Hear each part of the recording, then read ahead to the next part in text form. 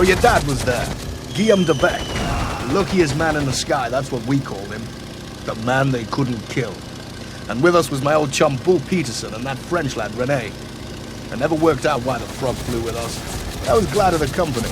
Good lads, good pilots. This was Gallipoli, May 1916. The Turks launched a surprise attack. A few days later, there was a ceasefire. I missed it. Out of my mind in hospital, but I've heard they buried 10,000.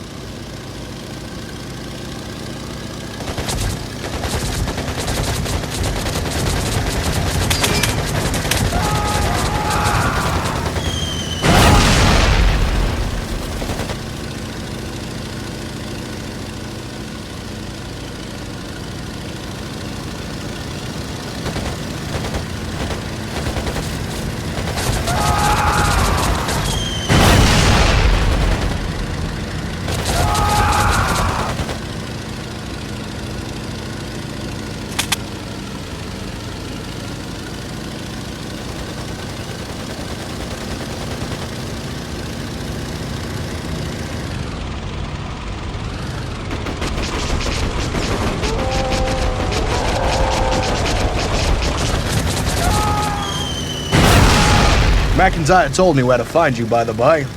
We flew together a bit. He told us a story of your days together. Aye, good times. Hard man to like, old Butcher McIntyre. Good pilot, though. We were all a bit impressed, you know. Scared of the man. All except Guillaume, who didn't give a toss.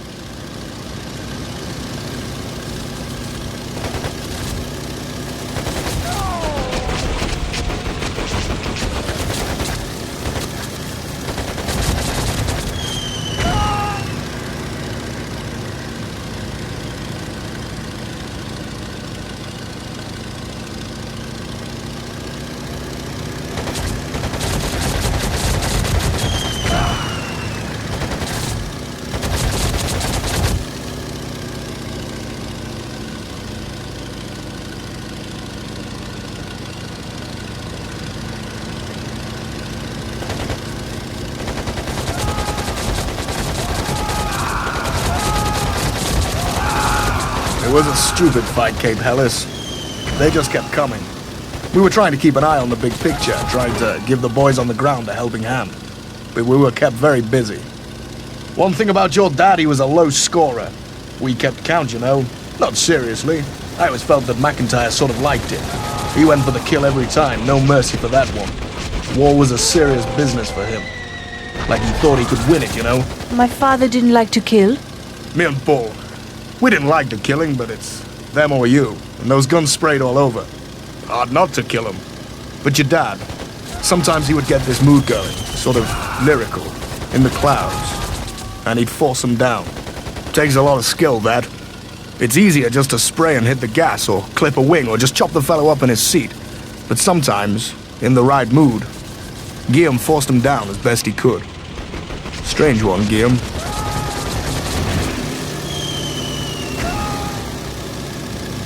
And then I got hit.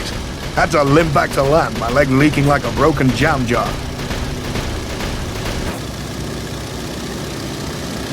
You know how it feels when you get hit? Of course you do. You feel the bird jerk trying to get away from you, like she wants to run, just to get the hell away. And you think, is that it? How bad is it? Am I dead already? I hate that sinking feeling. Am I dead already? How do you know till you're back on the soil?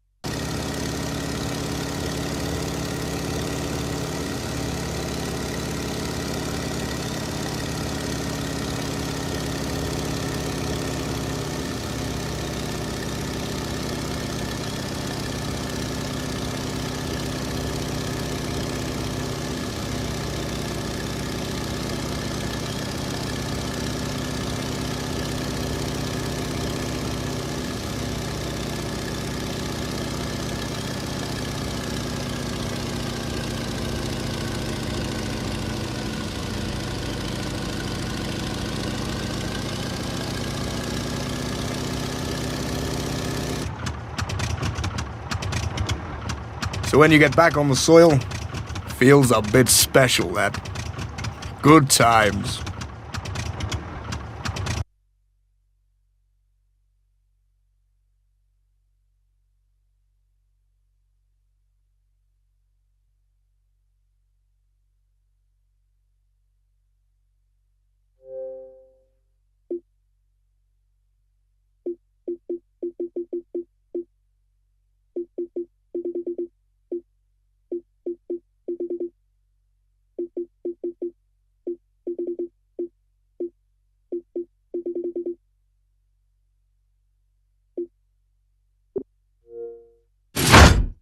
A coded message, designed to baffle both Allies and Germans alike, brought our time in Poland to an abrupt end.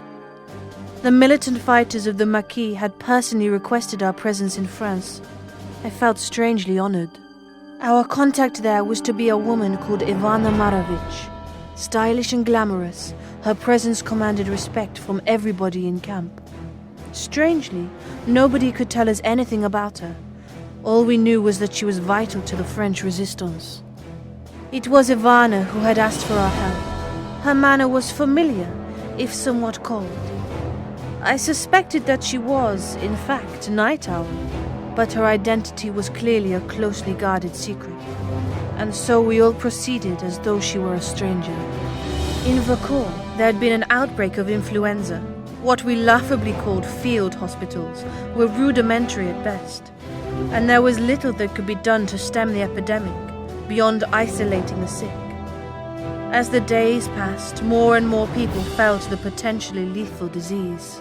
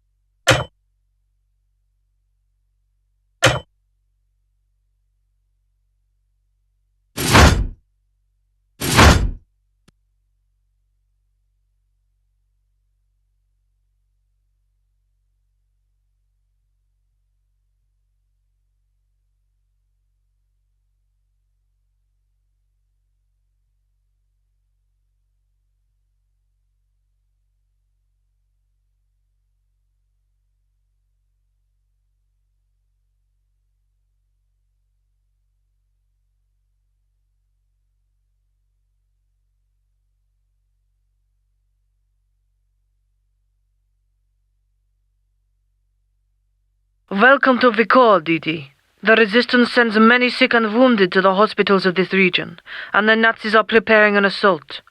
We need your help. They're going to attack hospitals?